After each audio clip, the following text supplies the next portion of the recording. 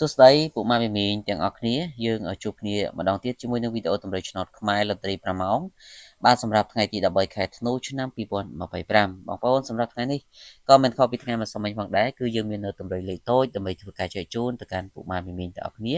ដើម្បីយកទៅធ្វើការផ្សងសំណាងក៏ប៉ុន្តែក៏កុំភ្លេចបងប្អូនជួយចុច follow page ចុច like ចុច share ទាំងអស់គ្នាបាទដើម្បីទទួលបាននូវលាសំណាងត្រូវឆ្នោតទាំងអស់គ្នាផងដែរសម្រាប់ថ្ងៃនេះចឹងយើងចូលទៅកាន់តម្រូវដែលខ្ញុំបានធ្វើការរៀបចំតែម្ដងបាទអញ្ចឹងសម្រាប់ម៉ោង10កន្លះព្រឹកនេះសូមបងប្អូនអូខ្ទង់0និងខ្ទង់20បាទហើយលេខបូកយើងបូក02 03 27លេខ ABCD បាទសម្រាប់ថ្ងៃទី13ខែ7ឆ្នាំខែ12ឆ្នាំ2025បា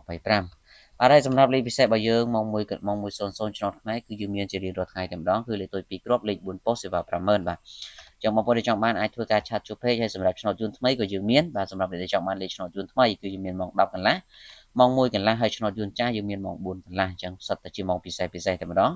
ម៉ោងខ្លឹមតែម្ដងគឺគុណសពរបស់យើងគឺយើងចូលចំតែម្ដងចំពោះប្រមាណម៉ោងខាងលើនេះបាទហើយយើងទៅមួយទៀតបាទសម្រាប់ម៉ោង3:45នាទីសម្រាប់ឆ្នោតខ្មែរយើងលេខខ្ទង់9និងខ្ទង់8បាទចំពោះខ្ទង់លេខបូកយើងបូក91 94ហើយនិង84បាទ ABCD សម្រាប់ធ្វើការផ្សងសំណាងសម្រាប់ម៉ោង6ក៏យើងមានលេខល្អសម្រាប់ឆ្នោតខ្មែរគឺបងប្អូនអាចធ្វើការឆាតមកយកបានបាទរីឯតម្រុយម៉ោង7:45យើងលេងខ្ទង់20ខ្ទង់30ហើយសម្រាប់លេខបូកយើងបូក28 30គត់និង31លេង ABCD ចឹងសម្រាប់ថ្ងៃនេះយើងក៏សន្មតថាមានតែប៉ុណ្្នឹងហើយសូមអរគុណបងប្អូនជូនពរបងប្អូនសំណាងល្អទាំងអស់គ្នាបាទសូមគោរពលា